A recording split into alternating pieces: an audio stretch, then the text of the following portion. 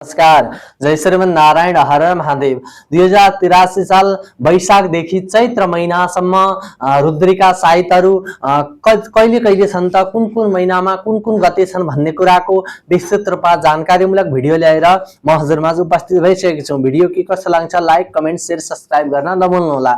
ल अब सुरु गरौँ। सबैभन्दा पहिला वैशाख महिनाबाट चैत्र महिनासम्म सबैभन्दा पहिला वैशाख महिनाको रुद्री जुर्ने दिनहरू भनौँ। सबैभन्दा पहिला रहेको छ 1 गते, 2 गते, 6 गते, 9 गते, 10 गते, 12 गते, 15 गते, 16 गते, 17 गते, 19 गते, 22 गते, 23 गते, 24 गते, 25 गते, 27 गते र 30 गते र 31 गते। यो चाहिँ वैशाख महिनामा जुर्ने दिन। ज्येष्ठ महिनाको 1 गते रहेको छ।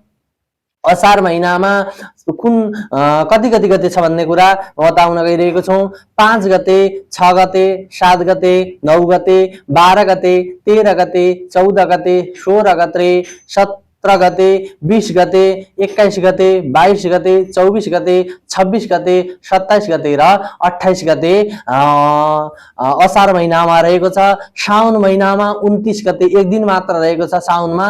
भदौ महिनामा रहेको छ 1 गते, 2 गते, 3 गते, 5 गते, 8 गते, 9 गते, 10 गते, 11 गते, 13 गते, 16 गते, 17 गते, 19 गते, 22 गते, 23 गते, 24 गते र 28 गते र 31 गते रहेको छ।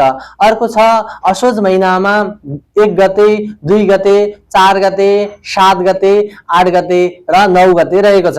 अर्को छ कार्तिक महिनामा 16 गते, 19 गते, 28 गते, 29 गते र 30 गते रहेको छ। मङ्सिर महिनामा 2 गते, 5 गते, 6 गते, 7 गते, 9 गते, 12 गते, 13 गते, 14 गते, 15 गते, 18 गते, 19 गते, 20 गते, 25 गते, 28 गते र 29 गते रहेको छ।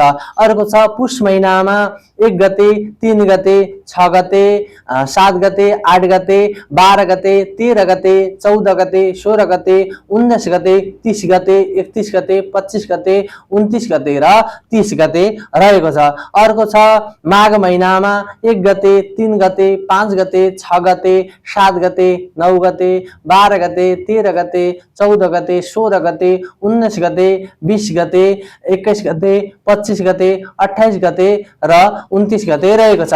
अर्को छ फाल्गुन महिनामा 1 गते, 3 गते, 6 गते, 7 गते, 8 गते, 9 गते, 12 गते, 13 गते, 14 गते, 16 गते, 19 गते, 20 गते, 21 गते, 22 गते, 26 गते, 29 गते र 30 गते रहेको छ। अर्को छ चैत्र महिनामा 1 गते, 5 गते, 6 गते, 7 गते, 9 गते, 12 गते, 13 गते, 14 गते, 16 गते, 19 गते, 20 गते, 21 गते, 25 गते, 28 गते र 29 गते र 30 गते रहेका छन्। यो चाहिँ चैत्र महिनादेखि वैशाख महिनादेखि चैत्र महिनासम्म रुद्रीका विभिन्न साइतहरू जुन कुन कुन दिन रुद्री जुरेको छ भन्ने कुराको मैले भिडियो बनाइसकेको छु। भिडियो के कस्तो लाग्यो तपाईले प्रतिक्रिया दिन नभुल्नुहोला। तर रुद्री मात्र जुरेर हुँदैन, त्यसको लागि अग्नि पनि जुर्नु पर्ने हुन्छ।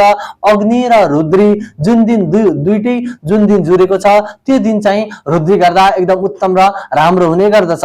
हामीले यो भिडियोमा रुद्रीको लगनहरू रुद्री जोड्ने दिनहरू बताएका छौँ भने अर्को भिडियोमा हामी अग्नि जोड्ने दिनहरू पनि बताउने गर्दछौँ। हस्त धन्यवाद, नमस्कार। आजलाई यति नै। भिडियो के कस्तो लाग्यो लाइक कमेन्ट शेयर सब्स्क्राइब गर्न नभुल्नुहोला। हस्त धन्यवाद, नमस्कार। जय श्रीमन नारायण, हर हर महादेव, राधे राधे।